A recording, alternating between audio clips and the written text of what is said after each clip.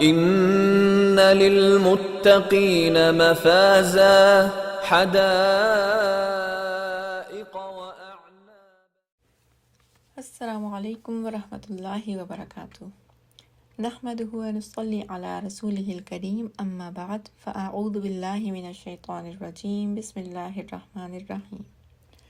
رب اشرح لي صدری ویسر لي امری واحلل عقدۃ من لسانی یفقهوا قولی واجعل لي وزیرا من اہلی رب زدنی علما. آمین یا رب العالمین. آج ہم انشاءاللہ سورۃ الکہف آیات دیکھیں گے 9 سے 26. پہلی جو 8 آیات تھیں ان میں اللہ تعالیٰ نے قرآن کی اہمیت پر ایک اسٹرانگ خطبہ دیا تھا. اب یہاں آیت نمبر 9 سے قریش مکہ کے جو کیے گئے 3 سوال تھے نا، ان میں سے ایک سوال کا جو جواب ہے اس کا آغاز ہو رہا ہے اور انتہائی خوبصورت انداز میں. آیت نمبر 9 میں اللہ تعالیٰ فرماتے ہیں ام حسیبتا، کیا سمجھ لیا تم نے، کیا گمان کر لیا تم نے. ام جو ہے نا یا خواہ کیا بلکہ ان سب معنوں میں آتا ہے، یعنی بلکہ اور کیا آلموسٹ سیم میننگس ہیں کہ بلکہ سمجھ لیا تم نے، کیا تم نے یہ گمان کر لیا ان اصحاب الکہف والرقیمی، کہ بے شک اصحاب کہف یعنی کہف والے، والرقیمی اور رقیم والے، کانو من آیاتنا عجبا، تھے وہ یہ کہ ہیں وہ ہماری آیات میں سے عجیب، یعنی ہماری عجیب نشانیوں میں سے ہیں. تو کیا کہہ رہے ہیں اللہ تعالیٰ؟ اللہ تعالیٰ کہہ رہے ہیں کہ تم نے اصحاب کہف اور رقیم کو ہی معجزہ سمجھ لیا، یا یہ کہ تم نے اس کہانی کو ہی معجزہ سمجھ لیا. گویا اصل فوکس کہاں رکھو، کہانی پر نہیں، اس کے مقصد پہ. یا یہ کہ یہ کہانی تھوڑی معجزہ ہے، اصل معجزہ کیا ہے؟ اصل معجزہ تو قرآن ہے. یا اس طرح سے بھی اس بات کو سمجھ سکتے ہیں کہ تم نے اس واقعے کو ایسی انوکھی بات یا ایسا انوکھا واقعہ سمجھ لیا کہ جیسے اس جیسا کوئی اور معجزہ کبھی پیش ہی نہ آیا ہو. جو مفسرین لکھتے ہیں کہ جو یہود تھے نا، وہ اس واقعے کے بارے میں انہوں نے پوچھنے کے لیے اس لیے بھی کہا قریش مکہ کو کہ انہیں اس بات کا غرور تھا کہ جو ہمارے انبیاء آتے رہے وہ بھی معجزات آتے رہے، اور ہمارے تو جو سینٹس تھے یعنی ہمارے جو نیک لوگ تھے ان کے ساتھ بھی معجزات پیش آئے. تو اللہ تعالیٰ نے نا کہانی شروع کرنے سے پہلے ایک سٹیٹمنٹ کے طور پہ آیت نازل کی ہے کہ کیا تم نے اصحاب کہف اور رقیم کو یہ سمجھ لیا ہے کہ وہ ہماری عجیب نشانیوں میں سے ہیں. تو گویا جو اہل کتاب تھے نا، یہاں پہ ان کے لیے ایک پہلا دھچکا ہے. اگرچہ اس سے ہرگز یہ مراد نہیں کہ وہ اللہ تعالیٰ کا معجزہ نہیں تھے. اصحاب الکہف کا یہ واقعہ اللہ تعالیٰ کا یقیناً ایک بہت بڑا معجزہ ہے، لیکن اللہ تعالیٰ بتانا یہ چاہ رہے ہیں کہ اصل معجزہ یہ نہیں ہے. اسی لیے سب سے پہلے قرآن کی اہمیت پہ اللہ تعالیٰ کی طرف سے خطبہ آیا کہ اصل معجزہ قرآن ہے جو آپ صلی اللہ علیہ وسلم کو دیا گیا. پھر اس آیت میں اللہ تعالیٰ نے فرماتے ہیں اصحاب الکہف والرقیم. تو اصحاب کہف یعنی مراد ہے کہف والے، غار والے، وہ چند نوجوان جنہوں نے غار میں پناہ لی تھی. الرقیم جو ہے نا، اس کے بارے میں مختلف رائے ملتی ہیں اسکالرس کی. بعض کے مطابق اس علاقے کا نام تھا جہاں سے نوجوان نکل کر گئے تھے. بعض کہتے ہیں کہ جس وادی میں غار تھا اس وادی کا نام رقیم تھا. کچھ کہتے ہیں اس پہاڑ کا نام ہے جس میں غار تھا، کچھ کہتے ہیں غار ہی کا نام ہے. تو گویا کہتے ہیں کہ اصحاب کہف اور اصحاب رقیم ایک ہی لوگ ہیں، یعنی انہی کا 2 نام ہیں کہ کہف والے اور رقیم والے. جبکہ دوسری طرف یہ رائے بھی ملتی ہے کہ اصحاب کہف اور ہیں، اصحاب رقیم اور لوگ ہیں. یعنی اصحاب رقیم وہ جن کا تاریخ میں واقعہ ملتا ہے کہ 3 لوگ جو غار میں پناہ لی تھی اور پتھر گر کے غار کا منہ بند ہو گیا تھا، اور تینوں نے اپنی اپنی کوئی نیکی جو ہے وہ اس کو واسطہ بنایا تھا، اللہ تعالیٰ سے دعا مانگی تھی، اور پتھر جو ہے وہ غار کے منہ سے ہٹ گیا تھا. کچھ کے مطابق اصحاب رقیم وہ ہیں. رقیم ہے رقم سے، را قاف میم. رقم کیا ہوتا ہے؟ رقم کر دینا، لکھ دینا. تو کچھ نے رقیم کا معنی جو ہے نا مرقوم کے اس میں بھی لیا ہے، بلکہ موسٹلی علماء نے اس کو مرقوم کے معنوں میں لیا ہے، یعنی کتبہ، وہ تختی جس پہ اصحاب کہف کے نام اور ان کی تاریخ درج ہے. اور دونوں رائے ٹھیک ہو سکتی ہیں، یعنی یہ بھی کہ رقیم اس علاقے کا نام ہو، اور یہ بھی کہ کتبہ مراد ہے. ٹھیک ہے، واللہ عالم. جو زیادہ علماء کرام ہے چونکہ انہوں نے کتبہ مراد لیا ہے یہاں پہ جو میننگ ترجمہ کرتے ہوئے، اور جو ہمارے پاس قرآن یہاں پر موجود ہیں اس میں بھی ہمیں یہی ترجمہ مل رہا ہے، تو ہم بھی پھر اسی طرح سے ترجمہ کر لیں گے. اصحاب کہف، اصحاب رقیم یعنی کہف والے، غار والے اور کتبہ والے. تو اللہ تعالیٰ فرماتے ہیں کہ تم نے گمان کر لیا کہ غار والے اور کتبہ والے ہماری عجیب نشانیوں میں سے ہیں۔ آیت نمبر 10 میں فرمایا اذ اول فتیۃ الی الکہف۔ اب یہاں سے کہانی کا بیان شروع ہو رہا ہے۔ قرآن کی کہانیاں ہم جانتے ہیں کہ بہترین ہیں، سچی ہیں، سب سے انوکھی اور سب سے بڑھ کر یہ کہ با مقصد ہیں، ان کا کوئی نہ کوئی مقصد ہے وہاں بیان کرنے کا۔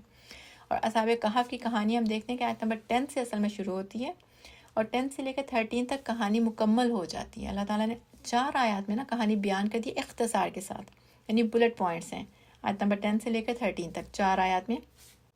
اس کے بعد 14 سے لے کر 26 تک انہی 4 آیات کی نا سٹیپ بائی سٹیپ ہمیں تفسیر ملتی ہے، یعنی پہلے ہمیں آیت 10 کی تفسیر ملے گی، پھر 11 کی تفصیل آئے گی، پھر آیت 12 کی تفصیل آتی ہے، پھر آیت نمبر 13 کی تفصیل آتی ہے۔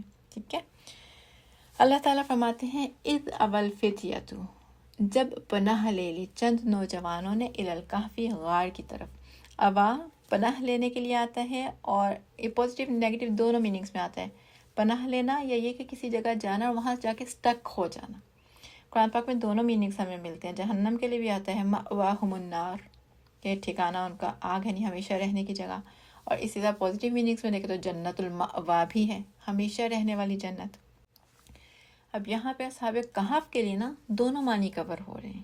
ایک تو یہ کہ اللہ تعالیٰ نے انہیں دشمن سے پناہ کے لیے ٹھکانہ دیا، پھر یہ بھی کہ سال ہر سال تک، یعنی کئی سال تک وہاں پر سوتے رہے۔ اور ورڈ فتیہ جو ہے نا یہ 10 سے کم تعداد کے لیے آتے ہیں، نمبر پتہ چل رہا ہے کہ 10 سے کم لوگ تھے۔ دوسرا یہ کہ ٹین ایج سے لے کر جو 20s تک کی عمر ہے نا ان کے لیے فتیہ کا ورڈ آتا ہے، نہیں ان کی ایج بھی پتہ چل رہی ہے کہ کم عمر کے نوجوان تھے۔ اور اللہ تعالیٰ نے یہاں پہ ان کا ایگزیکٹ نمبر نہیں بتایا چند نوجوان تھے، نہ ہی ان کے ناموں کا ہمیں کہیں بھی تذکرہ ملتا ہے۔ کیوں؟ کیونکہ مقصد یہاں پہ ان کے تذکرہ کا کیا ہے؟ کچھ اور۔ اللہ تعالیٰ بتانا چاہ رہے ہیں کہ نام نہ بھی ہو، اگر کچھ کر گئے تو کام زندہ رہتا ہے۔ یہ چند نوجوان تھے جو حضرت عیسیٰ علیہ السلام کے بعد کے دور میں گزرے ہیں اور ان کا تعلق مشرک معاشرے سے تھا۔ پیدائشی طور پہ مسلمان نہیں تھے، لیکن جب ان تک دین کی بات پہنچی نا، حق کا پیغام ملا ان کو، تو فوری اسلام لے آئے تھے۔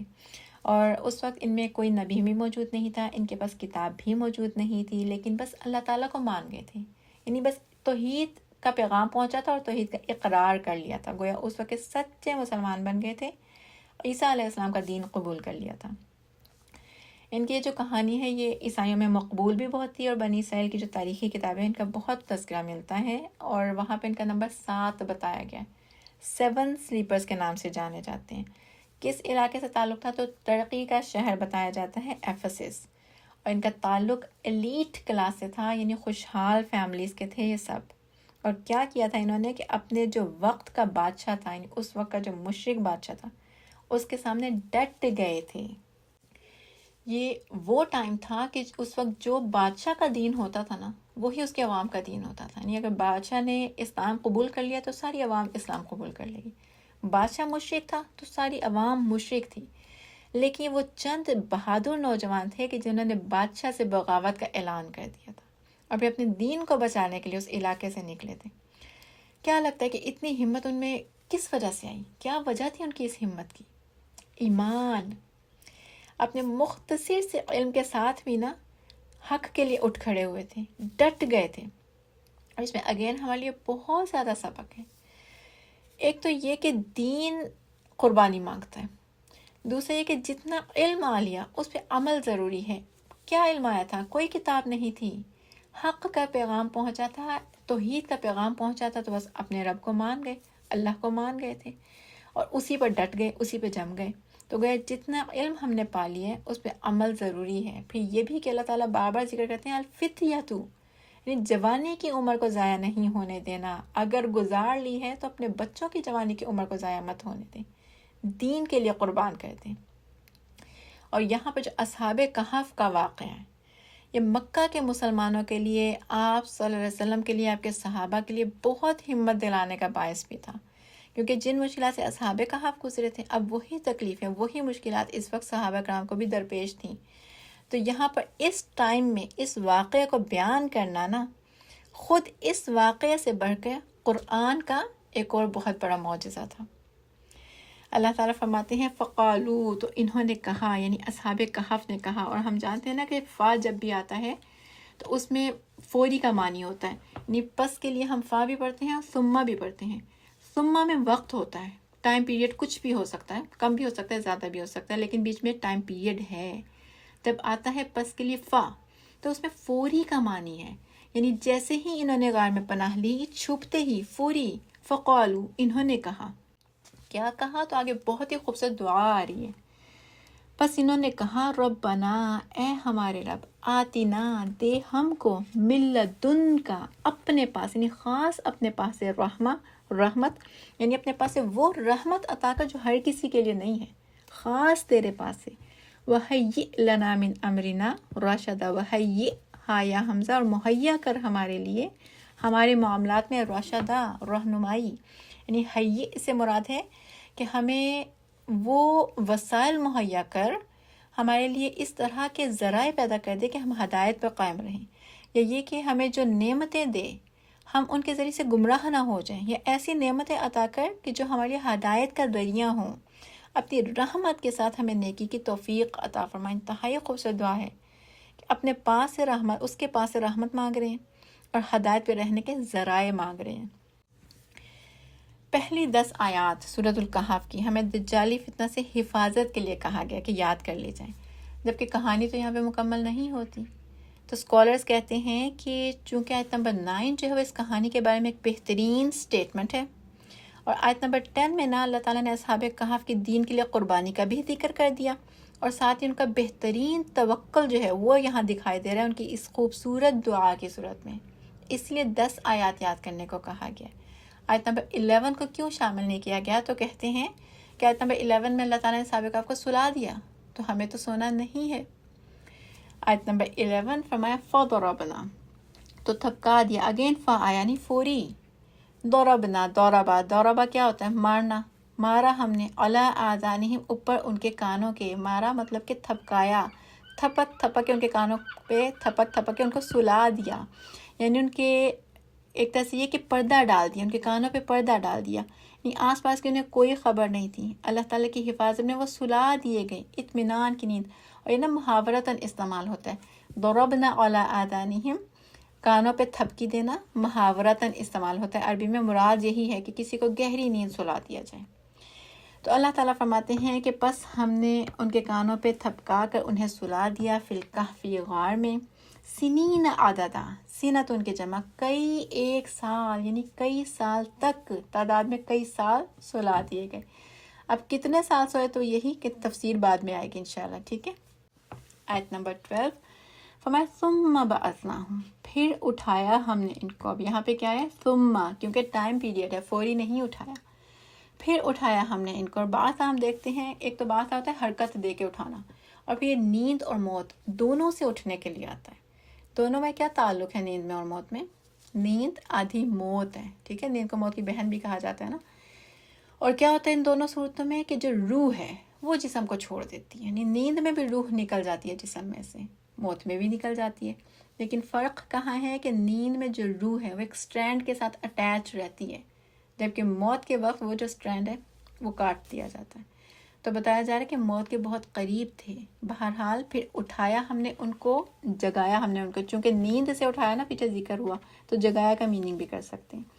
لِنَعْلَمَ، تاکہ وہ جان لیں، ای الحزبین، کون سا ان دونوں گروہوں میں سے، حزبین تثنیہ کا صیغہ، کون سا ان دونوں گروہوں میں سے احصا، ہا صادیا، زیادہ گننے والا ہے، ٹھیک ٹھیک شمار کرنے والا ہے، کس چیز کو؟ لما لبثو، واسطے اس کے کہ جو وہ ٹھہرے، لبثا، لابثا روٹ لیٹرز، امدہ، مدت کو، یعنی کون ٹھیک ٹھیک شمار کرنے والا ہے ان کی نیند کی مدت کو۔ اب حزبین کہا گیا، دو گروہ، تو کون سے دو گروہ مراد ہیں؟ تو اسکالرز کہتے ہیں یا تو یہ کہ اصحاب کہف کے ہی اندر دو گروہ بن گئے تھے، انہی آیات میں ہم تذکرہ پڑھیں گے، آپس میں انہوں نے ایک دوسرے کو سوال کیا، یا یہ کہ جو شہر کے لوگ ہیں ان میں بھی دو گروہ ہو گئے تھے اصحاب کہف کے بارے میں ہی، ان کا بھی تذکرہ انہی آیات میں ہمیں ملے گا، یا یہ کہ مسلمان اور قریش مکہ مراد ہیں، یا پھر یہود اور نصارہ مراد ہیں۔ اور اس آیت میں نا اللہ تعالیٰ نے بیسیکلی اہل کتاب کو ایک چیلنج بھی دیا ہے کہ جنہوں نے سوال دے کے بھیجا تو قریش مکہ کو، اصل ان کی مدت ان کی اپنی کتابوں میں بھی نہیں لکھی تھی۔ تو اللہ تعالیٰ فرماتے ہیں لِنَعْلَمَ أَيُّ الْحِزْبَيْنِ أَحْصَىٰ لِمَا لَبِثُوا أَمَدًا، کہ اگر نبی صلی اللہ علیہ وسلم ان کو مدت بتا بھی دیتے ہیں تو ان کی تو اپنی کتابوں میں نہیں، ویریفائی کیسے کریں گے؟ تو ایک بہت بڑا چیلنج بھی دے دیا گیا۔ آیت نمبر 13 اللہ تعالیٰ فرماتے ہیں نحن نقص علیک، ہم بیان کرتے ہیں آپ پر، نبأہم ان کی خبر، بالحق حق کے ساتھ، یعنی اصل حقیقت صرف اللہ تعالیٰ ہی بتا سکتے ہیں۔ فرمایا کہ ہم سنا رہے ہیں آپ کو ان کا قصہ حق کے ساتھ، ہم بتاتے ہیں کہ حق کیا تھا، سچائی تھی کیا۔ اور حق میں ایک تو سچائی اور حقیقت کے معنی آ جاتے ہیں، یعنی بالکل ٹھیک ٹھیک ایز اٹ از۔ دوسرا یہ بھی کہ افراد اور تفرید سے پاک، کسی بھی کمی کوتاہی سے پاک، زیادتی سے پاک، پلس یہ کہ مقصد کے ساتھ، کہ ہم آپ کو بتا رہے ہیں مقصد کے ساتھ۔ فرمایا انہم فتیۃ آمنوا بربہم، اللہ تعالیٰ پھر اختصار سے ان کا واقعہ پھر بتاتے ہیں کہ انہم فتیۃ آمنوا بربہم، کہ بے شک وہ چند نوجوان تھے جو ایمان لے آئے ساتھ اپنے رب کے، وزدناہم ہدا، اور بڑھا دیا ہم نے ان کو ہدایت میں۔ یعنی تفصیل یہ ہے کہ بے شک وہ چند نوجوان تھے اور ان کے ایمان کی وجہ سے اللہ تعالیٰ نے ان کو ہدایت میں زیادہ کر دیا، انہیں ان کے اخلاص میں بڑھا دیا، ایمان ہی کی وجہ سے اللہ تعالیٰ نے انہیں بصیرت میں بڑھا دیا۔ انہوں نے دین کے لیے اپنا گھر چھوڑا تھا، اللہ نے ان کا یہ گھر چھوڑنا ان کے لیے آسان کر دیا۔ تو جو دین کے کام میں لگ جاتا ہے اللہ تعالیٰ اس کی دنیا سنوارنے میں لگ جاتا ہے۔ آیت نمبر 14 میں فرمایا وَرَبَطْنَا، یہ ایک تو پچھلی آیت سے کنیکٹڈ بھی ہے، اور ربطنا باندھ دیا ہم نے۔ دوسرا اب یہاں سے آیت نمبر 14 سے آنورڈس کیا ہے، پچھلی ہی 4 آیات کی تفسیر شروع ہو رہی ہے، ٹھیک ہے؟ تو آیت نمبر 10 کی تفسیر اب آیت نمبر 14 سے شروع ہو رہی ہے۔ وَرَبَطْنَا عَلَىٰ قُلُوبِهِمْ، اور باندھ دیا ہم نے اوپر ان کے دلوں کے۔ ربطنا تو رابطہ ایسے باندھ دینا، ایسے بند کر دینا کہ اندر سے کوئی چیز پھر باہر نہ نکل سکے۔ تو مراد کیا ہے کہ اللہ تعالیٰ نے ان کے دلوں کو تھام لیا، اور یہاں پر کہا عَلَىٰ قُلُوبِهِمْ، اگر عَلَىٰ نہیں لگایا جاتا نا تو پھر مستقل طور پر باندھنے کے معنی ہوتے ہیں، کہ عَلَىٰ کے ساتھ اس میں عارضی پن، یعنی عارضی طور پہ اللہ تعالیٰ نے ان کے دلوں کو تھام لیا، گویا دلوں سے جو خوف تھا اس کو دور کر دیا۔ اب خوف کیا تھا ان کو؟ چونکہ ایمان ڈکلیئر کیا تھا نا، بادشاہ کے ساتھ بغاوت کی تھی، بادشاہ کے سامنے کھڑے ہو گئے تھے، تو مارے جانے کا خوف تھا۔ پھر یہ بھی کہ اپنی عیش و عشرت کی زندگی چھوڑ کر نکل رہے تھے، تو آئندہ جو آنے والے چیلنجز ہیں ان کا خوف تھا، یا یہ کہ گھر والوں کی جدائی کا خوف تھا، یا اس بات کا خوف کہ عقیدے میں خلل نہ آ جائے، یا یہ کہ استقامت نہ رہے۔ تو اللہ تعالیٰ فرماتے ہیں کہ باندھ دیا ہم نے ان کے دلوں کو، نہیں تھام لیا ہم نے ان کو، اذ قاموا، جب کہ وہ کھڑے ہوئے۔ اب یہ کہاں کھڑے ہوئے؟ تو وقت کے بادشاہ کے سامنے کھڑے ہوئے، یعنی بادشاہ کو اور اس کے دین کو جب چیلنج کر دیا کھڑے ہو کر۔ کیسے پتہ چلا؟ تو اس آیت کا اگلا حصہ ہمیں بتا رہے ہیں، اذ قاموا، جب وہ کھڑے ہو گئے، فقالوا، تو انہوں نے کہا، اگین یعنی ڈٹ گئے اور فوری کہا، ربنا، ہمارا رب، رب السماوات والارض، رب ہے آسمانوں کا اور زمین کا۔ اچھا اسکالرس کہتے ہیں ان کے اپنے الفاظ نہیں ہیں یہاں پر، جب اللہ تعالیٰ کی طرف سے اسٹیٹمنٹ ہے، ایک ہوتا ہے نا ڈائریکٹ سینٹینس اور ایک انڈائریکٹ ہوتا ہے، تو جو ڈائریکٹ ہے ایز اٹ از آپ کا اسپیچ مارک میں آتا ہے، ٹھیک ہے؟ تو یہاں پہ ربنا نہیں کہا گیا، پیچھے ہم نے پڑھا تھا فقالوا ربنا، یعنی ان کی دعا ایز اٹ از آئی تھی کہ اے ہمارے رب، ان کے الفاظ تھے۔ یہاں پہ اے ہمارے رب نہیں ہے، ربنا، رب ہمارا۔ تو یہ اللہ تعالیٰ کی ان کی طرف سے اسٹیٹمنٹ ہے کہ وہ ڈٹ گئے اور کہنے لگے کہ ہمارا رب، جو کہ رب ہے آسمانوں کا اور زمین کا، لن ندعو من دونہ الہا، ہرگز نہیں ہم پکاریں گے اس کے سوا کسی الہ کو۔ یعنی اپنے رب کے بارے میں بس یہ جان گئے تھے کہ آسمانوں اور زمین کا رب وہی ہے، اور شدید قوت کے ساتھ، پوری طاقت کے ساتھ کیا کرے؟ شرک کو ٹھکرا رہے۔ کیوں؟ کیونکہ اللہ سے محبت ہو گئی تھی۔ تو جو اللہ سے محبت کرنے والے ہوتے ہیں نا، وہ اللہ سے محبت میں پھر شدید ہوتے ہیں۔ سورۃ البقرہ میں ہم پڑھ چکے نا، والذین آمنوا اشد حبا للہ۔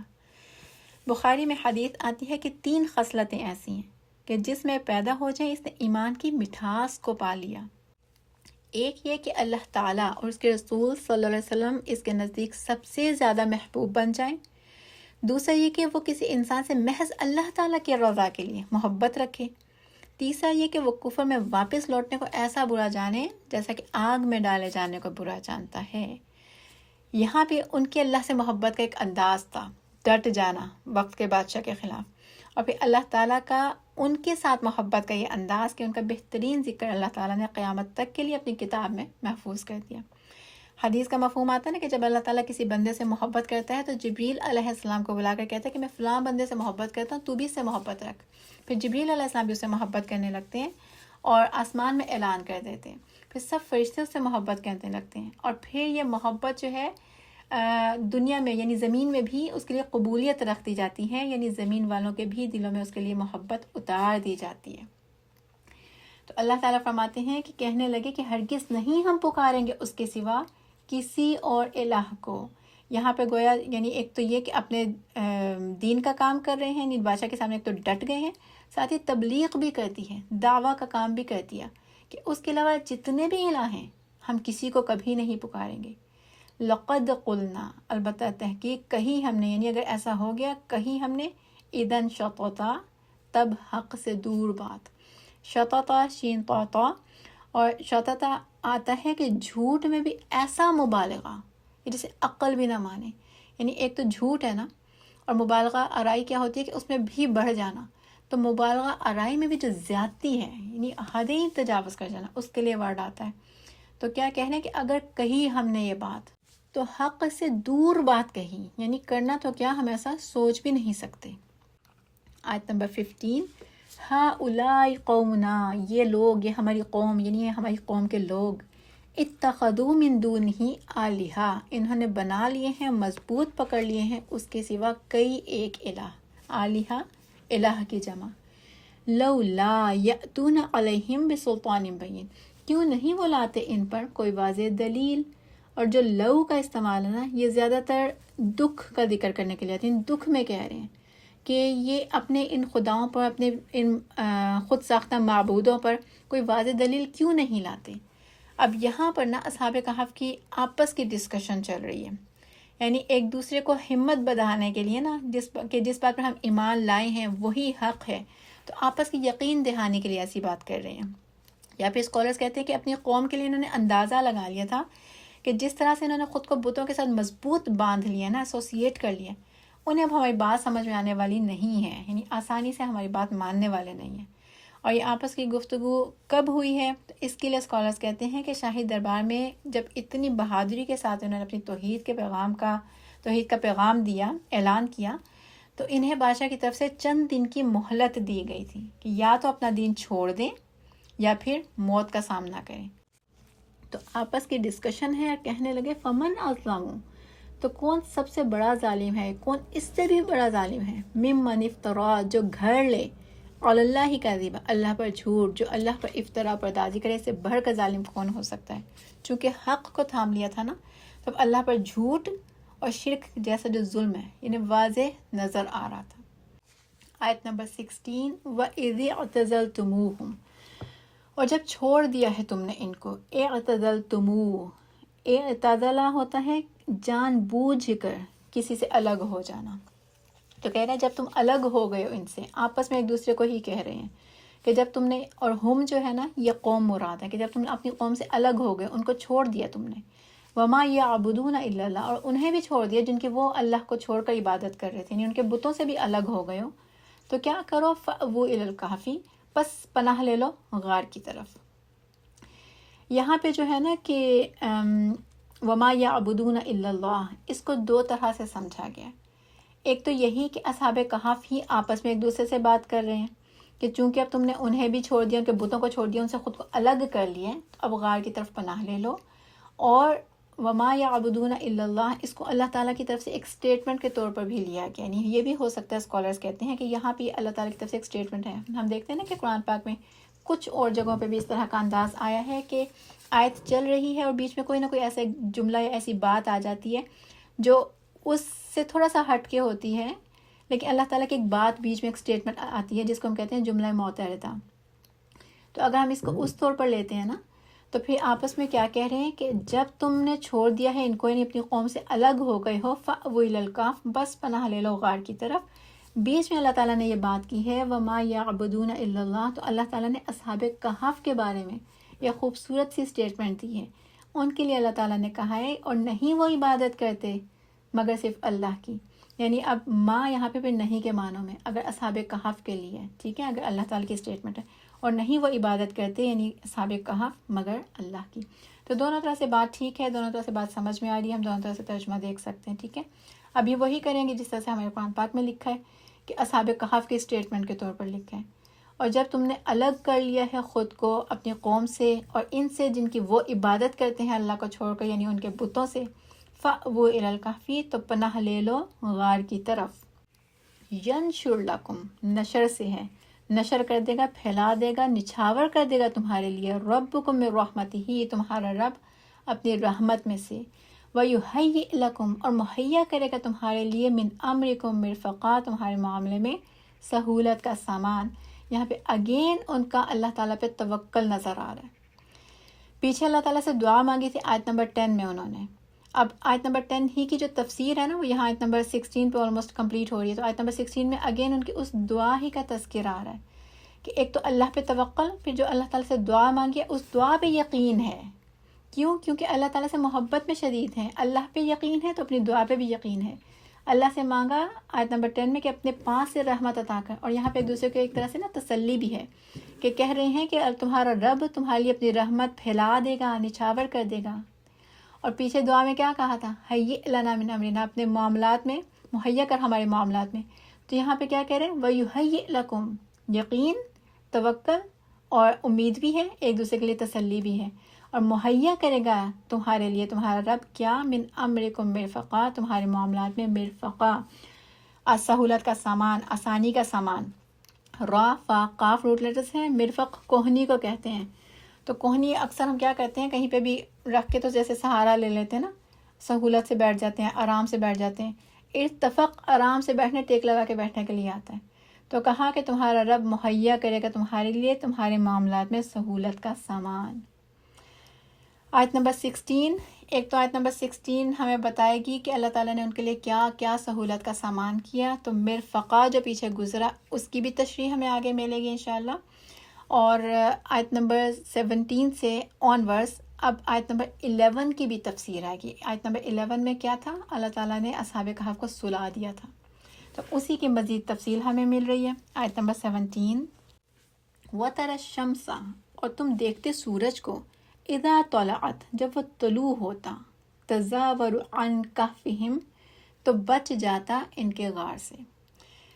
تزاور زائے و را روٹ لیٹرز ہے، زور جھکاؤ کے لیے بھی آتا ہے، ملاقات کے لیے بھی آتا ہے، اور ملاقات کے لیے کیا ہوتا ہے کہ پوسچر ایک طرف کو جھکتا ہے، زیارت اسی سے ہے، لیکن یہاں پہ آیا تزاور ان ساتھ لگ گیا نا تو زیارت نہ کرنا، گویا بچ کے نکل جانا۔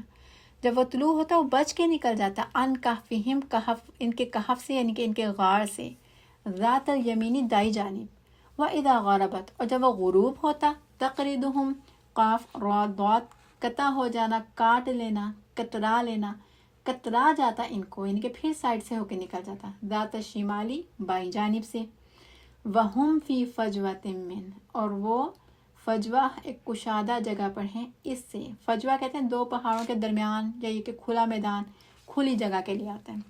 تو اللہ تعالیٰ نے کیا کیا؟ پیچھے مرفقہ کہا نا، آسانی دے گا، تو اللہ تعالیٰ نے اسی کی تشریح بھی بیان کر دی کہ سورج ان کے فیور میں کر دیا۔ غار کا اللہ تعالیٰ نے بتایا کہ غار بھی کشادہ تھا، جبکہ جو اہل کتاب ہیں ان کی کتابوں میں، یہود کی کتابوں میں غار تنگ بتایا جاتا ہے، تو اللہ تعالیٰ فرماتے ہیں غار بھی کشادہ تھا، ڈیپ اندر اللہ تعالیٰ نے ان کو جگہ دی جہاں ہوا بھی جاتی تھی، سورج ڈائریکٹ نہیں آتا تھا۔ غار کا فیس بتایا جاتا ہے کہ شمال کی طرف ہے، اور جہاں سے یعنی سورج ڈائریکٹ نہیں پہنچتا تھا، لیکن جتنا ان کے جسم کو جتنی مقدار چاہیے تھی وہ پرووائڈ کی اللہ تعالیٰ نے، سکون والا ماحول دیا۔ کیوں؟ کیونکہ اپنے رب کے لیے اپنا بستر چھوڑ کر آئے تھے۔ فرمایا ذالک من آیات اللہ، یہ اللہ کی آیات میں سے ہے، کیا؟ ان کو پناہ دینا، پھر ان کو پرسکون ماحول مہیا کرنا، ضرورت کے مطابق سورج دینا، ہوا دینا، کھلی جگہ پہ رکھنا، یہ سب کیا ہے؟ اللہ تعالیٰ کی نشانیوں میں سے ہے۔ فرمایا من یہد اللہ فہو المہتد، جسے ہدایت دے دے اللہ تو وہی ہدایت پانے والا ہے، جو اللہ کے قریب ہو جاتا ہے اسی کو پھر ہدایت بھی ملتی ہے۔ ومن یضلل فلن تجد لہ ولیا مرشدا، اور جس کو وہ بھٹکا دے تو ہرگز نہیں تو پائے گا اس کے لیے کوئی دوست رہنمائی کرنے والا۔ آیت نمبر 18 اللہ تعالیٰ کی مزید رحمت کا بیان، وَتَحْسَبُهُمْ أَيْقَاظًا، اور تم سمجھتے ان کو کہ جاگ رہے ہیں، تم انہیں جاگتے ہوئے سمجھتے، وَهُمْ رُقُودٌ، حالانکہ وہ سوئے ہوئے تھے۔ اور سونے کے لیے ہم نوم کا ورڈ بھی قرآن پاک میں پڑھتے ہیں، لیکن رقد آتا ہے لمبی اور خوشگوار نیند کے لیے، اور رقود جمع ہے راقد کی، یعنی سوئے ہوئے تھے لیکن تم جاگتے ہوئے سمجھ رہے تھے۔ تو اسکالرس کہتے ہیں کہ بعض اوقات ایسا ہوتا ہے نا کہ گہری نیند میں جب انسان جاتا ہے تو آنکھیں تھوڑی تھوڑی سی کھلی رہتی ہیں، تو شاید اس طرح کی کنڈیشن تھی۔ اور مفسرین وجہ یہ بتاتے ہیں کہ ان کی کھلی ہوئی آنکھوں کی کہ وہ خراب نہ ہوں، یعنی آنکھوں میں جو زندگی ہے، جو رونق ہے، وہ قائم رہے۔ اور مثال دیتے ہیں کہ بھیڑیا جب سوتا ہے تو وہ ایک آنکھ اس کی کھلی ہوتی ہے، یعنی بھیڑیے کو بھی سوتے ہوئے دیکھ کے بتا نہیں سکتے کہ وہ سویا ہوا یا جاگ رہا ہے۔ پھر یہ بھی کہ ان کی ایمان کی طاقت تھی کہ دیکھنے والے انہیں جاگتے ہوئے سمجھ رہے تھے۔ اللہ تعالیٰ فرماتے ہیں وَنُقَلِّبُهُمْ، اور ہم الٹا پلٹا رہے تھے ان کو، ذات الیمینی و ذات الشمال، و ذات الشمال دائیں جانب اور بائیں جانب، جو گویا اللہ تعالیٰ نے فرشتے مقرر کر رکھے تھے ڈیوٹی پر، جو انہیں وقتاً فوقتاً کروٹیں بھی دلاتے رہے۔ کیوں؟ تاکہ سال ہر سال ایک ہی پہلو پر لیٹے رہنے سے بیڈ سورز یا یہ کہ جسمانی کوئی اور تکلیف نہ ہو جائے۔ تو اللہ تعالیٰ نے پرسکون اطمینان کی نیند سلایا، اس کا بہترین اہتمام بھی کیا۔ اور جو پیچھے آیا نا کہ سو رہے تھے لیکن تم انہیں جاگتے ہوئے سمجھ رہے تھے، تو ایک تو ریزن یہ کہ ان کی آنکھیں شاید اس طرح کچھ کھلی تھی، دوسرا یہ بھی کہ جب ایک شخص بھی کروٹ لیتا ہے، ایک شخص نے کروٹ لینی ہے تو بھی کچھ نہ کچھ تو ساؤنڈ پیدا ہوتی ہے نا، اس اپنے پوری باڈی کو ایک طرف سے دوسرا موو کرنا ہے تو کچھ نہ کچھ ساؤنڈ ہوتی ہے۔ ابھی اتنے زیادہ لوگ ہیں اور غار کی ایک اپنی خاموشی، اور جب اس میں آپ کروٹ لے رہے ہیں تو اس کی اپنی ایک شور پیدا ہوتا ہے، ایک اپنی ساؤنڈ پیدا ہوتی ہے، تو یہ بھی ایک گمان دیتا ہے کہ شاید یہ جاگ رہے ہیں۔ پھر فرمایا وَكَلْبُهُمْ بَاسِطٌ ذِرَاعَيْهِ بِالْوَصِيدِ، اور ایک کتا ان کا، ایک نہیں کیونکہ واحد ہے تو obviously ایک ہی ہے، اور کتا ان کا باسطن پھیلائے ہوا تھا، ذراعیہ ذراعین سے اپنے دونوں ہاتھ، بالوسید دہلیز پر یعنی دروازے پر، غار کے بالکل باہر منہ پر، دہانے پر۔ اب ان کے ساتھ ایک کتا بھی تھا، اور اللہ تعالیٰ نے خاص یہاں پہ ذکر کر دیا ان کی وجہ سے، ان کے کتے کا بھی۔ تو یہاں پہ ایک تو یہ بات کلیئر ہو رہی ہے کہ حفاظت کے لیے آپ کتا رکھ سکتے ہیں، دوسرا یہ کہ کتا چونکہ حفاظت کے لیے ہوتا ہے تو پھر وہ گھر سے باہر ہی رکھا جاتا ہے، صرف حفاظت کے لیے، اور وہ بھی گھر سے باہر، ٹھیک ہے، کہ دشمن کو اگر، ایک تو یہ کہ دشمن کو اندر ہی نہ آنے دے، یا یہ کہ اس کو اندر جانے سے پہلے کم از کم گھر والوں کو مطلع تو کر دے، گھر کے اندر کتا نہیں پالا جا سکتا، اور فور نو ریزن رکھا ہی نہیں جا سکتا، منع ہے۔ بخاری میں حدیث آتی ہے کہ فرشتے کسی ایسے گھر میں داخل نہیں ہوتے جس میں کتا ہو، اور نہ ہی ایسے گھر میں جس میں تصویریں ہوں۔ بخاری ہی میں آتا ہے کہ جو شخص کتا پالتا ہے تو ہر روز اس کی نیکیوں میں سے ایک قیرات کم ہو جاتا ہے، سوائے وہ جو کھیتی کے لیے یا جانوروں کی حفاظت کے لیے رکھے، یا پھر شکاری کتے، یعنی تین طرح کے کتوں کا ذکر ملتا ہے، ایک وہ جو شکار کے لیے، ایک وہ جو جانوروں کی حفاظت کے لیے یعنی کہ آپ کے مویشی ہیں ان کی حفاظت کے لیے، اور کھیتی کے لیے، مراد یہی کہ کھیتی کی حفاظت کے لیے۔ اور یہاں پہ اللہ تعالیٰ واضح الفاظ میں کہہ رہے ہیں کہ ان کا کتا دونوں ہاتھ پھیلائے ہوا تھا دہلیز پر، گویا ان کی حفاظت پر ہی معمور تھا۔ لَوِ اطَّلَعْتَ عَلَيْهِمْ، اگر تم جھانکتے ان پر، لَوَلَّيْتَ مِنْهُمْ فِرَارًا، البتہ تم پیٹھ پھیر لیتے ان سے، فرار ہوتے ہوئے، بھاگتے ہوئے، وَلَمُلِئْتَ مِنْهُمْ رُعْبًا، تم بھر دیے جاتے ان سے روب میں، یعنی اگر تم ان کی طرف جھانک بھی لیتے تو ایک روب طاری ہو جاتا اور تم پیٹھ پھیر کر بھاگ پڑتے۔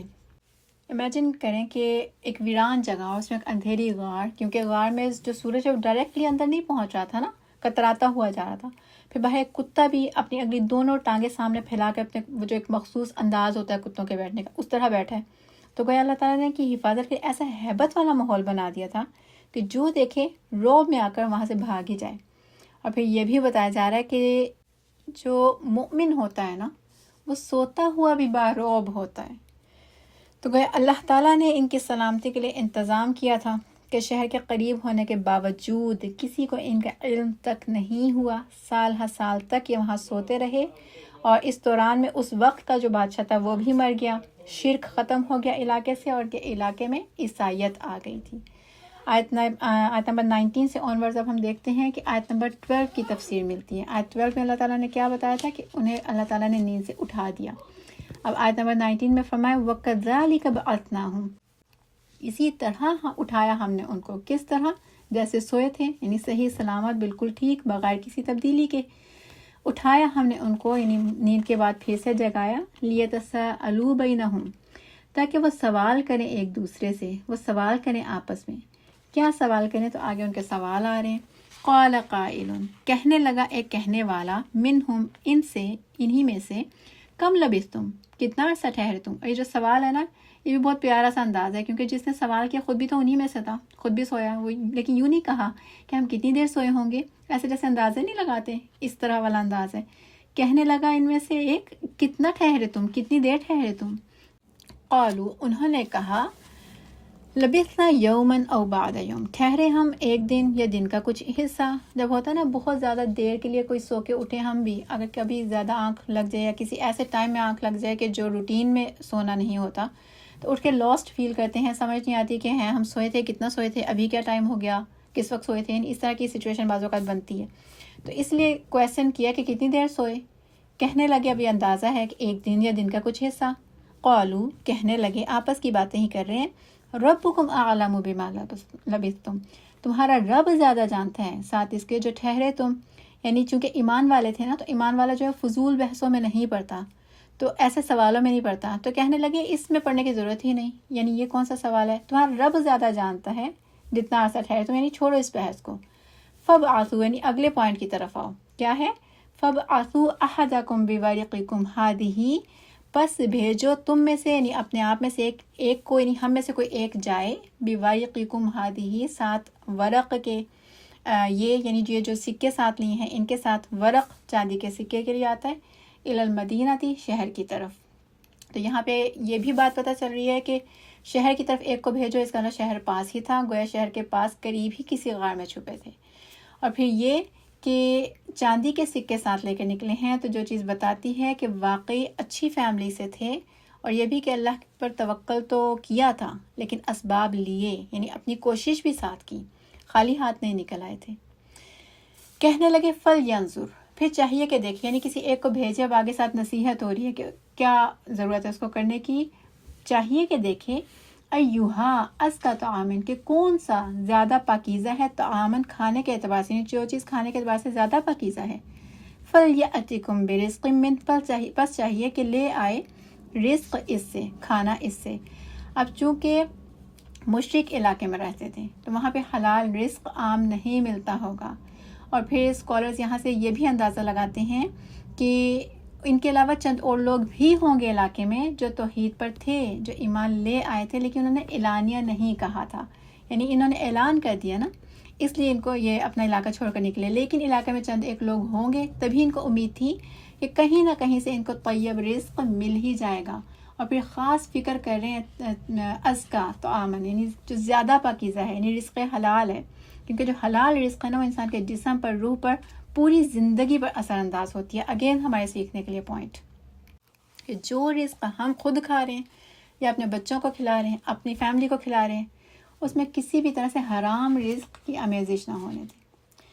مزید کیا چاہیے اس شخص کو جو جا رہا ہے کھانا لینے؟ کہا وَلْيَتَلَطَّفْ، اور چاہیے کہ حسن تدبیر سے کام لے۔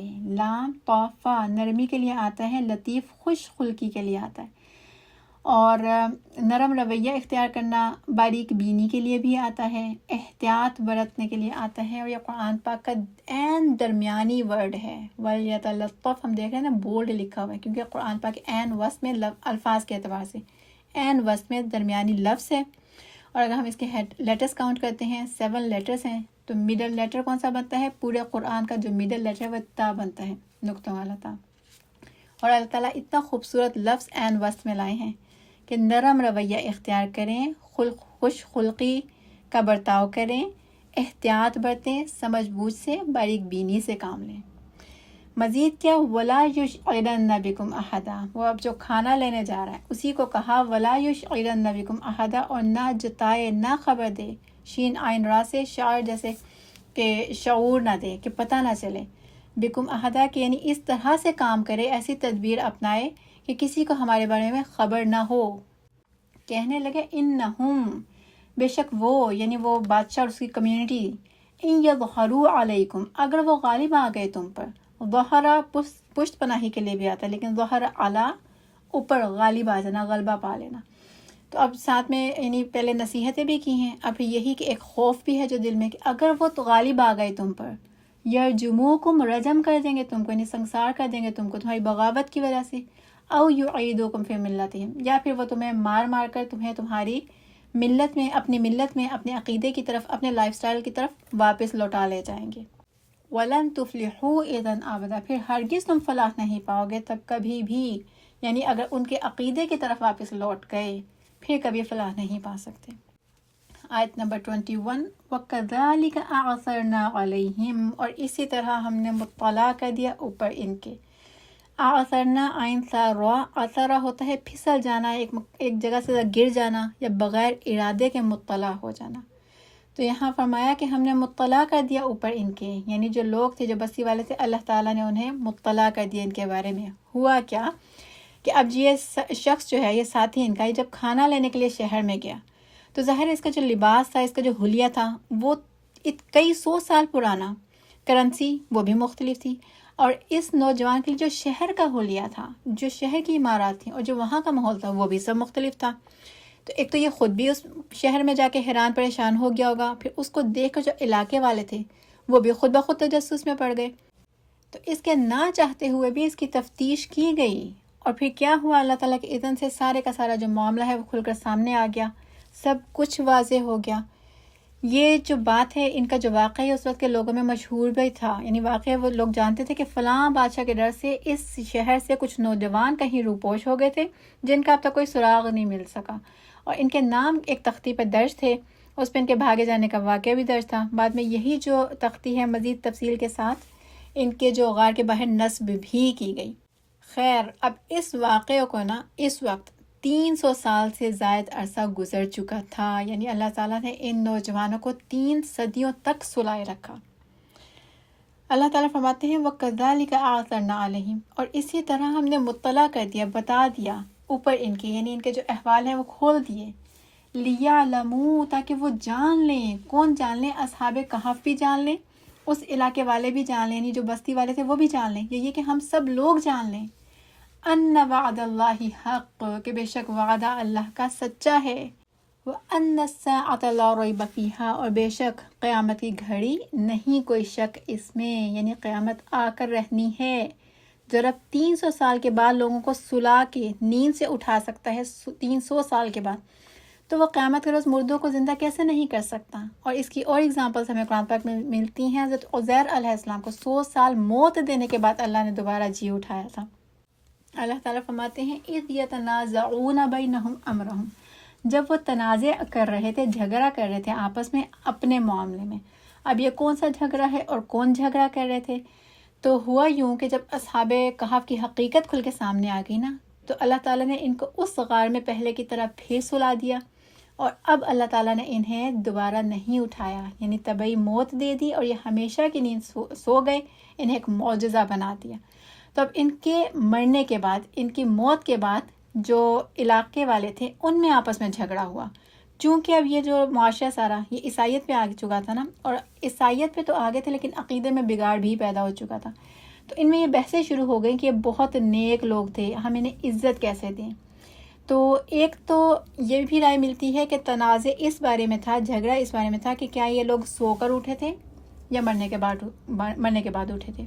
دوسری رائے میں کہ جھگڑا ان میں کیا تھا، تو ہمیں آیت کا اگلا حصہ بتا رہا ہے فَقَالُوا ابْنُوا عَلَيْهِمْ بُنْيَانًا، کہ انہوں نے کہا بناؤ ان پر عمارت، یعنی آپس میں اس بات پہ جھگڑا ہو گیا کہ بہت نیک لوگ تھے، ہم انہیں عزت کیسے دیں، یادگار کے طور پہ ہم غار کے گرد ایک عمارت کھڑی کر دیں، ایک زیارت گاہ بنا لیں یا نہ بنائیں۔ مسند احمد میں حدیث آتی ہے، آپ صلی اللہ علیہ وسلم نے فرمایا کہ میری قبر کو بت نہ بنانا۔ اللہ تعالیٰ نے ان لوگوں پر لعنت فرمائی ہے جنہوں نے اپنے انبیاء کی قبروں کو عبادت گاہ بنا لیا۔ اللہ تعالیٰ یہاں فرما رہے ہیں کہ ربہم اعلم بہم، اور اللہ تعالیٰ پورے واقعات میں تھرو آؤٹ بار بار یہ ذکر کرتے ہیں کہ اصل جو حقیقت ہے وہ اللہ ہی جانتا ہے۔ کہا ربہم اعلم بہم، ان کا رب زیادہ جانتا ہے ان کو۔ تو یہاں ہم کی ضمیر کس طرف جا رہی ہے، کن کی بات ہو رہی ہے؟ جھگڑا کرنے والوں کی، یعنی یہ کہ کون تھے یا یہ کہ کس بات پہ تنازع تھا۔ کہا ان کا رب زیادہ جانتا ہے ان کو۔ قال الذین غلبوا علی امرہم، کہا ان لوگوں نے جو غالب رہے ان کے معاملے میں، یعنی جو دو گروہ بنے جن میں آپس میں جھگڑا ہوا. پیچھے ہم نے حزبین کا بھی ذکر کیا تھا نا، دو گروہ ہوئے. تو اصحاب کہف میں اس طرح سے ہوئے کہ کتنی دیر جاگے کتنی دیر سوئے، اس طرح سے ان میں آپس میں یہ بات ہوئی. ہم بستی والوں کی بات کرتے ہیں تو ان میں ابھی گروہ بندی ہو گئی. ایک تو اس حساب سے ہی کہ کیا یہ سو کے اٹھے تھے یا یہ موت کے بعد اٹھے تھے.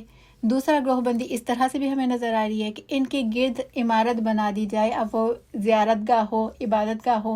اور اللہ تعالیٰ یہاں فرما رہے ہیں کہ کہاں ان لوگوں نے جو غالب تھے ان کے معاملے پر، یعنی جن کا بات غالب آ گئی.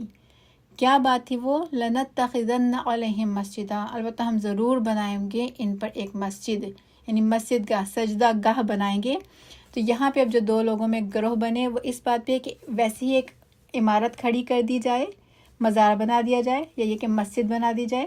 تو اللہ تعالیٰ نے کہا کہ وہ لوگ اس معاملے میں غالب رہے جن کی رائے زیادہ تھی، یا یہ کہ جو تعداد میں زیادہ تھے. اور وہ کون لوگ تھے؟ جنہوں نے کہا کہ مسجد تعمیر کر دی جائے. حدیث میں آتا ہے کہ ساری زمین مسجد ہے، یعنی ساری زمین پر سجدہ کیا جا سکتا ہے سوائے قبرستان اور حمام کے. حمام غسل خانے کو کہتے ہیں.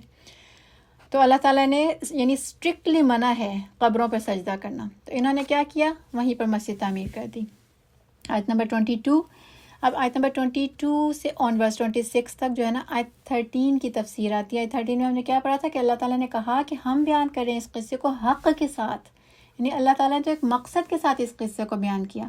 لیکن یہاں پہ اللہ تعالیٰ فرماتے ہیں کہ لوگ جو ہے وہ کن باتوں میں پڑ گئے، لوگوں نے کیسی احمقانہ باتیں شروع کر دی. فرمایا سیقولون، ان قریب وہ کہیں گے، ثلاثۃ، تین تھے، یعنی وہ لوگ تین تھے، رابعہم کلبہم، چوتھا ان کا کتا تھا، ویقولون خمسۃ، اور وہ کہیں گے پانچ تھے، سادسہم کلبہم، چھٹا ان کا کتا تھا.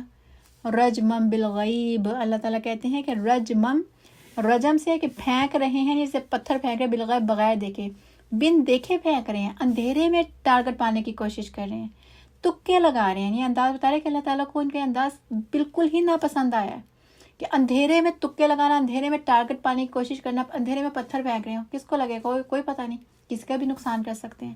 تو فرمایا رجمم بالغیب، تکے مار رہے ہیں، بن دیکھے باتیں کر رہے ہیں ایسی. ویقولون، اور وہ کہیں گے سبعۃ، سات تھے، وثامنہم کلبہم، آٹھواں ان کا کتا تھا.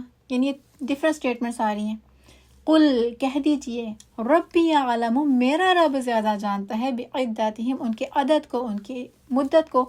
اب کس چیز کو کون سی گنتی مراد ہے؟ تو یا تو یہی کہ وہ تعداد میں کتنے تھے، یعنی ان کا نمبر کیا تھا، یا یہ کہ کتنے سال رہے، ٹائم پیریڈ کیا تھا. کہا میرا رب ہی جانتا ہے. ما یعلمہم الا قلیل، نہیں جانتے ان کو مگر بہت کم.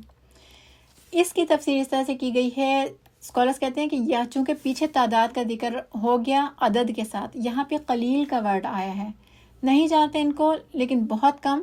تو کہا یہاں تعداد کا ذکر نہیں ہو رہا اس قلت میں، بہت کم ہی لوگ ہیں جو اس کہانی کے بیان کرنے کا مقصد جانتے ہیں، بہت کم ہی لوگ ہیں کہ جو بتانا چاہا اللہ تعالیٰ نے وہ جانتے ہیں.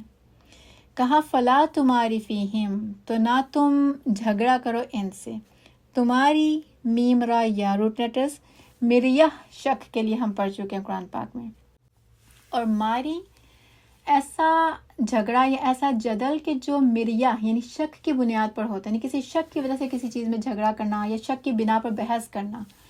تو کہا جا رہا ہے پس نہ تم شک کے بعد جھگڑا کرو ان کے بارے میں، الا مراء ظاہرا، مگر جھگڑنا ظاہری، یعنی سرسری بحث کے علاوہ جھگڑا مت کرو. مراد یہ کہ جھگڑے دلوں تک نہ لے کر جاؤ، بحث میں طول مت لے آؤ، مطلب طویل بحث میں مت پڑھو، یا یہ کہ علم کے بغیر ان کے بارے میں بات مت کرو. ولا تستفت فیہم، اور نہ تم فتویٰ مانگو ان کے بارے میں، نہ سوال کرو ان کے بارے میں، خود کو کثرت سوال سے بچاؤ، یا یہ کہ خود کو فتویٰ دینے کے لیے پیش نہ کرو. ولا تستفت فیہم منہم احدا، تم مت پوچھو ان کے بارے میں ان میں سے کسی ایک سے. تو گویا اللہ تعالیٰ نے ان کی مزید کھوج گریز سے روک دیا ہے. آیت نمبر 23. اچھا، ابھی تک اللہ تعالیٰ نے، ابھی تک ہم نے قرآن پاک کے الفاظ نہیں پڑھے، مطلب ان کا واقعہ جو گزرا اس میں ابھی تک اللہ تعالیٰ کی طرف سے وہ الفاظ نہیں پڑھے کہ جس میں ذکر ہوا ہے کہ وہ 3 صدیوں تک، 300 سال تک سوئے رہے. اگرچہ میں نے بتانے میں ذکر کر دیا، آیت ابھی تک نہیں آئی. وہ آیت ابھی آگے آ رہی ہے، لیکن اس سے پہلے آیت نمبر 23 میں اللہ تعالیٰ کہتے ہیں وَلَا تَقُولَنَّ لِشَيْءٍ، اور ہرگز مت تم کہنا، نون مشددہ تاکید کے لیے، کسی بھی چیز کے لیے انی فاعل ذالک غدا، کہ بے شک میں کرنے والا ہوں اس کو کل، الا ان یشاء اللہ، آیت نمبر 24 کے بغیر، یعنی آگے کنٹینیوشن ہے، اس کے بغیر 23 کمپلیٹ نہیں ہو رہی، الا ان یشاء اللہ، مگر یہ کہ چاہے اللہ۔ یہاں پہ اللہ تعالیٰ نے اس بات کا جواب دیا کہ جو وحی میں تاخیر ہو گئی تھی۔ جب آپ صلی اللہ علیہ وسلم سے سوالات کیے گئے تو آپ نے بہت یقین کے ساتھ کہا تھا کہ کل جواب دوں گا۔ اب یہاں پہ اللہ تعالیٰ نے اس کی ریزن بتا دی کہ کیوں وحی میں تاخیر ہوئی، اور زیادہ اسٹرانگ دلائل اس طرف ہی ہیں کہ جو وحی ہے وہ 15 دن کے بعد آئی تھی، یعنی یہ 15 دن آپ صلی اللہ علیہ وسلم نے بہت زیادہ ذہنی تکلیف میں گزارے تھے۔ کہا انی میں بھی تاکید ہے کہ بے شک میں، یعنی یقین ہے، اور پھر فاعلن کرنے والا ہوں، یہاں پہ فعل بھی ہو سکتا تھا کہ کل بتاؤں گا، کل کروں گا، یفعلو، لیکن کہا فاعلن، تو جو فعل ہوتا ہے اس میں عارضی پن ہوتا ہے، جو اسم ہوتا ہے اس میں دوام ہوتا ہے، یعنی اس میں ہمیشگی ہے، اس میں شیورٹی زیادہ ہے۔ اور چونکہ آپ صلی اللہ علیہ وسلم نے بہت ہی یقین کے ساتھ کہا تھا کہ میں کل بتاؤں گا، تو اللہ تعالیٰ نے کہا ہرگز ایسا مت کہنا کہ بے شک میں کرنے والا ہوں اس کو کل، مگر یہ کہ چاہے اللہ، مگر ساتھ یعنی کیا کہا جا رہا ہے کہ ساتھ میں انشاءاللہ کہنا ہے۔ اور یہاں پہ اگین ہمارے سیکھنے کے لیے اسکالرس کہتے ہیں کہ انشاءاللہ کا بھی پازیٹیو استعمال کریں، یعنی ہم لوگ کہاں پہ زیادہ تر استعمال کرتے ہیں جہاں پہ ہمارا ارادہ پکا نہیں ہوتا، ڈاؤٹ فل ہوتے ہیں، پھر ہم کہتے ہیں انشاءاللہ، لیکن اسکالرس کہتے ہیں کہ جھوٹی امید نہ دلائی جائے، جہاں پہ آپ کو شک ہے یا آپ کو پتہ ہے کہ آپ نہیں کر سکتے ہیں تو آپ پھر کسی کو ایسے جھوٹی امید دے کے ٹارچر مت کریں، آپ بتا دیں اس کو انشاءاللہ، وہی بولیں کہ جب آپ کا دل کا ارادہ ہے، آپ چاہتے ہیں، آپ کی کوشش بھی ہے، پھر ساتھ میں اللہ تعالیٰ کی مدد بھی ساتھ میں آپ نے شامل کرنی ہے، تو انشاءاللہ، یعنی اللہ چاہے گا تو ہوگا، اللہ کے اذن سے ہی میری کوشش ہے انشاءاللہ۔ اللہ تعالیٰ فرماتے ہیں وَاذْكُرْ رَبَّكَ، اور ذکر کرو اپنے رب کا، یعنی کہ یاد کرو اپنے رب کو، اذا نسیتا، جب بھی تم بھول جاؤ۔ کب یاد کرو؟ تو ایک تو اگر ہم پیچھے سے ہی لیتے ہیں کہ انشاءاللہ اگر نہیں کہا تو اللہ تعالیٰ کہتے ہیں پھر جب بھی یاد آ جائے، اگر تم بھول گئے ہو تو پھر جب بھی یاد آ جائے اس وقت پڑھ لو۔ دوسرا یہ بھی کہ اذا کا مطلب ہے جب، ٹھیک ہے، تو یہ بھی ہو سکتا تھا کہ ذکر کرو اپنے رب کا ان نسیتا، اگر تم بھول جاؤ، لیکن اللہ تعالیٰ نے ان نہیں یہاں پہ استعمال کیا، اذا استعمال کیا۔ تو فرق کیا ہے کہ جو ان آتا ہے نا کہ اگر ایسا ہو تو اس میں یقین نہیں ہوتا، یعنی اگر ایسا ہو گیا، ٹھیک ہے، امید نہیں ہے کوئی بھی، اور جب کہا جا رہا ہے کہ اذا، جب ایسا ہو جائے تو اس میں امید ہے، اس کا مطلب ہوگا، اس لیے کہا کہ جب تم بھول جاؤ، جب ایسا ہو تو پھر یہ کر لو، یعنی ہم بھولیں گے۔ اللہ تعالیٰ بتا رہا ہے کہ انسان بھولنے والا ہے، انسان بھولے گا، تو جب بھول جائے اللہ تعالیٰ کو یاد کر لیا جائے۔ ایک تو یہی کہ انشاءاللہ کہنا بھول جائیں تو جب یاد آ جائے اس وقت کہہ لو۔ دوسرا ویسے بھی کہ جب اپنے رب کو بھول جائیں، اس کا ذکر کرنا بھول جائیں، بیچ میں گیپ آ گیا تو جب اللہ کی یاد آ جائے پھر ذکر کر لو، پھر دنیا میں لگ گئے، پھر اللہ کی یاد آ گئی، پھر ذکر کر لو۔ فرمائے وقل، اور کہہ دیجئے عسیٰ، امید ہے، ان یہدینی ربی، کہ رہنمائی کرے گا میرا رب، لأقرب من ھذا رشدا، واسطے اس کے جو زیادہ قریب ہے اس سے رشد میں، بھلائی میں۔ اب یہاں پہ امید بھی ہے اور یہ بہترین دعا بھی ہے۔ یہ جو الفاظ ہے نا کہ امید ہے کہ اللہ میرا رب رہنمائی کرے گا میری، لأقرب من ھذا، اس سے جو زیادہ قریب ہے، تو من ھذا سے کیا مراد ہے؟ تو من ھذا سے مفسرین کہتے ہیں کہ جو جہاں کھڑا ہے وہ مراد ہے، یعنی اپنے ایمان کے لیول کے اعتبار سے، اپنے خشوع کے اعتبار سے، جو جہاں کھڑا ہے نا وہاں سے اس کو مزید قریب کر دیں۔ امید ہے اللہ وہاں سے اٹھا کے اس کو اور قریب کر دیں، یعنی اللہ تعالیٰ سے دعا ہے کہ اللہ تعالیٰ میرا ہر دن، میرا ہر جو آنے والا دن ہے وہ گزرے ہوئے دن سے بہتر کر دے انشاءاللہ العزیز۔ آیت نمبر 25، اب یہاں پہ اللہ تعالیٰ ان کی مدت بتاتے ہیں۔ وَلَبِثُوا، اور وہ ٹھہرے، فی کہفہم، اپنے غار میں، 300 سنین، 300 سال تک۔ اللہ تعالیٰ فرماتے ہیں وہ 300 سال تک اپنے غار میں ٹھہرے، وَازْدَادُوا 9، اور بڑھ گئے 9 سال، یعنی کہ کچھ اور لوگوں نے اور زیادہ اندازہ لگا لیا۔ کتنا زیادہ؟ 9 سال۔ اتنی زیادہ انفارمیشن نا جو اللہ تعالیٰ نے اس واقعے میں دیا، یہود کی کتابوں میں بھی موجود نہیں تھی، اور اللہ تعالیٰ نے بہت ہی ایکوریٹ نمبر بتا دیا ان کے سالوں کا کیسے؟ پہلے اللہ تعالیٰ نے کہا 300 سال، پھر اللہ تعالیٰ نے کہا 9 سال اور بڑھا دیے اور زیادہ کر دیے. تو 300 شمسی سال جو ہیں، سولر کیلنڈر کے جو 300 سال ہیں، وہ لونر کیلنڈر کے قمری سال کے 300 سال کے ایکول ہی ہوتے ہیں. یعنی آپ 300 سال کہیں تو اس کا مطلب شمسی سال کی بات کریں، شمسی کیلنڈر کی بات کریں. 309 سال بات کریں تو قمری کیلنڈر کی بات کر رہے ہیں، قمری سال کی بات کر رہے ہیں. سبحان اللہ. آیت نمبر 26، قل اللہ اعلم، کہہ دیجئے اللہ زیادہ جانتا ہے، بما لبثوا، ساتھ اس کے جو وہ ٹھہرے، لہو غیب السماوات والارض، اسی کے لیے ہیں غیب آسمانوں کے اور زمین کے. ابصر بہ واسمع، کیا خوب دیکھنے والا ہے اور کیا خوب سننے والا. ما لہم من دونہ من ولی، نہیں ان کے لیے اس کے سوا کوئی ولی. ولا یشرک فی حکمہ احدا، اور نہیں وہ شریک کرتا اپنی حکومت میں کسی بھی ایک کو. انتہائی خوبصورت واقعہ اور اپنے اندر اتنے سبق لیے ہوئے. چند ایک جو ہیں اختصار کے ساتھ جلدی سے دیکھ لیتے ہیں کہ اپنے عمل کے لیے انشاءاللہ، کہ حق بیان کرنے کے لیے ہوتا ہے، چھپانے کے لیے نہیں ہوتا. پھر یہ کہ جب بندہ رب کی خاطر اپنی خواہشات کو، اپنے رشتوں کو، دنیا داری کو ایک طرف کر کے خالص حق کے لیے قدم اٹھاتا ہے نا، خود کو اللہ کی اطاعت میں دیتا ہے، تو پھر اللہ بھی اس کا قدردان ہوتا ہے، مدد ہوتی ہے. اب ان نوجوانوں کا ہم نے کیا دیکھا کہ وسائل پر نہیں، صرف اللہ تعالیٰ پہ توکل کیا تھا. اللہ تعالیٰ نے پوری انسانیت کے لیے معجزہ بنا دیا. ایسے پرسکون نیند سلایا کہ نہ کوئی ان کی کھوج لگا سکا، نہ ان پر کسی قسم کا کوئی حملہ ہوا. اور پھر اس وقت میں اٹھایا کہ جب حالات ان کی فیور میں تھے. تو جب انسان اپنے دین کو فتنوں سے بچانے کے لیے فرار ہوتا ہے نا، پھر اللہ تعالیٰ بھی اسے فتنوں سے محفوظ فرماتا ہے. دین بچانے کے لیے ہجرت کی جا سکتی ہے. آپ صلی اللہ علیہ وسلم نے بھی اس وقت اللہ تعالیٰ کے حکم سے ہجرت کی تھی، جبکہ قریش مکہ نے آپ صلی اللہ علیہ وسلم کے نعوذ باللہ قتل کا پکا ارادہ کر لیا تھا. پھر یہ بھی ہمیں پتہ چلتا ہے کہ ہمارے دوست کیسے ہونے چاہیے. یہ سب دین میں ایک دوسرے کے سپورٹرز تھے. یہ بھی کہ بغیر علم کے تکے لگانا انتہائی ناپسندیدہ رویہ ہے. بیجا سوالات کرنے سے باز آنا چاہیے. ایسے لوگوں سے فتوے نہیں پوچھنے چاہیے کہ جو اس کی اہلیت ہی نہ رکھتے ہوں. پھر یہ بھی کہ سوال اس بارے میں ہو کہ جس سے ہمارے عمل میں بہتری آئے گی. یعنی بے مقصد سوالات جو ہیں ان سے پرہیز کریں. ایسے سوال ہوں ہی نہ جو ہمیں اصل مقصد سے ہٹا دیں. جب کسی کام کا ارادہ کر لیں انشاءاللہ کہنا ضروری ہے. بھول جائیں تو جب یاد آ جائے اس وقت کہہ دیا جائے. پھر یہ بھی کہ جب دنیا داری میں پڑ جائیں تو پھر اللہ کی طرف لوٹیں. پھر دنیا داری میں پڑیں تو پھر اللہ کی طرف لوٹیں. مسلم میں حدیث آتی ہے کہ جس گھر میں اللہ تعالیٰ کا ذکر کیا جاتا ہے وہ زندہ انسانوں کا گھر ہے، اور جس گھر میں اللہ تعالیٰ کا ذکر نہیں کیا جاتا وہ مردہ شخص کا گھر ہے. سب آیات میں نا ہمیں ایک بہت خوبصورت سا بیلنس سکھایا گیا ہے. وہ یہ کہ اپنی پوری کوشش پلس دعا، اور پھر نتیجہ اللہ تعالیٰ پہ چھوڑ دینا ہے. جزاکم اللہ خیرا کثیرا. سبحانک اللہم و بحمدک، نشہد ان لا الہ الا انت، نستغفرک و نتوب الیک. والسلام علیکم ورحمۃ اللہ وبرکاتہ.